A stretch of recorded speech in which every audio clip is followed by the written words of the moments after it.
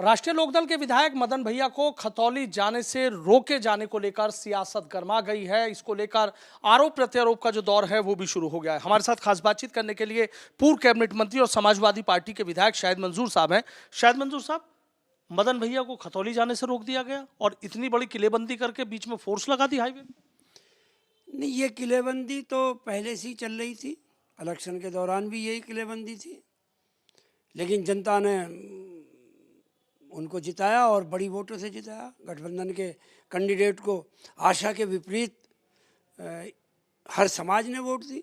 कोई बचा हुआ समाज नहीं था जिसने उनको वोट नहीं दिया।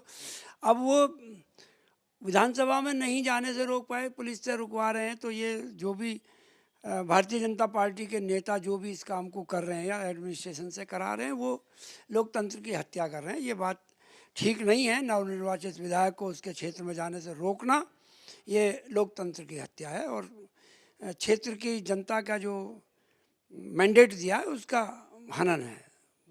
नहीं होना चाहिए ऐसा। लोकतंत्र में हार जीत लगी रहती है। सत्ता भी है, विपक्ष भी है। विपक्ष के लोग अगर जीत का आए तो उनका भी सत्ताधारियों को सहयोग करना चाहिए, उनके विकास में मदद करनी चाहिए, ना कि विकास को रोकें। और विकास को तो बात अलग है, उनको जाने से ही रोकें। तो इसका कोई मैसेज अच्छा नहीं जाएगा, खराब मैसेज जाएगा और चारों तरफ ही इसकी भर्त्सना होगी। ये अच्छी बात नहीं करी है। कभी सुना आपने इस तरीके से किसी विधायक को रोका गया?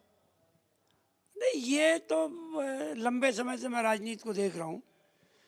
इमरजेंसी के दौर में ऐसा हुआ कि जो कुछ नेता थे, बड़े नेता थे, उनको उठाया जेल भेज दिया। लेकिन बाद में जो उस स्टैंडर्ड के नेता नहीं थे, उनको समाज में रहे, काम किया, आए गए, सब कुछ हुए। ऐसा तो नहीं कि सारी पार्टी के तमाम नेता, बड़े नेताओं को बंद कर दिया था छोटू। अब ये तो विधायकों पे पाबंदी लगा रहे हैं, तो इससे ज़्यादा और क्या रह गया। तो वोटों पे पाबंदी लगा रहे हैं। अब आप इसी से कल्पना लगाओ कि जीते विधायक को रोक सकते हैं, तो रामपुर में इन्होंने वोटों को रोक दिया। तो ट्रेंड चल रहा है, इनका कर रहे हैं काम। यहाँ भी अगर अपोजिशन मजबूत नहीं होता और जनता यहाँ पर तय नहीं करती, तो यहाँ भी ये रोकने के काम करते, वोटों को रोकने का काम करते। यही काम इन्होंने मैनपुरी में किया, वहाँ भी वोटों को रोकने का काम किया। लेकिन अब जनता जब खड़ी हो जाती है तो फिर किसी से रुकती नहीं। इमरजेंसी भी थी, सारे नेता जेल में थे, और जब जनता अपनी पे आई तो सब लोगों को हरा दिया।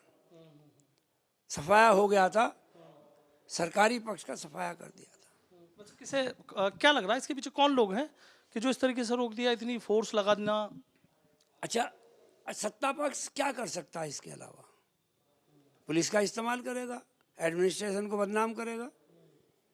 अपने आप तो डीएम और एसएसपी अपने आप तो ये कदम नहीं उठाने के कि वो किसी जनप्रतिनिधि को रोकें। अब कोई ना कोई तो इसके पीछे षड्यंत्र है, जिसके तहत मदन भैया को रोका गया। विधायक को, नवनिर्वाचित विधायक को क्षेत्र में जाने से रोक रहे हैं, तो कोई तो पीछे है ही। वो कह रहे हैं कि मैं मुख्यमंत्री से भी बात करूंगा और सदन में भी इस मामले को उठाऊंगा। नहीं, बात तो ये जनप्रतिनिधि का, विधायक का विशेषाधिकार हनन तो है कि उसके क्षेत्र में जाने से रोक रहे हैं, तो लगना चाहिए विशेषाधिकार पर बात भी होंगी। जाएंगे विधानसभा में उठाएंगे, विधानसभा अध्यक्ष से भी अपनी बात रखेंगे, कहेंगे इस बात को कि क्यों ऐसा किया गया। करेंगे आप? बिल्कुल करेंगे, निश्चित रूप से करेंगे।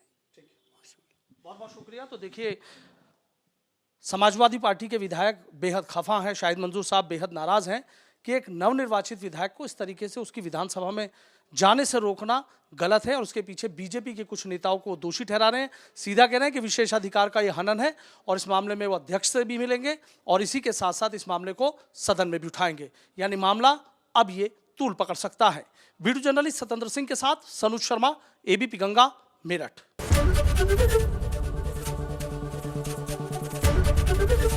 एबीपी गंगा, खबर आपकी, जुबान आपकी।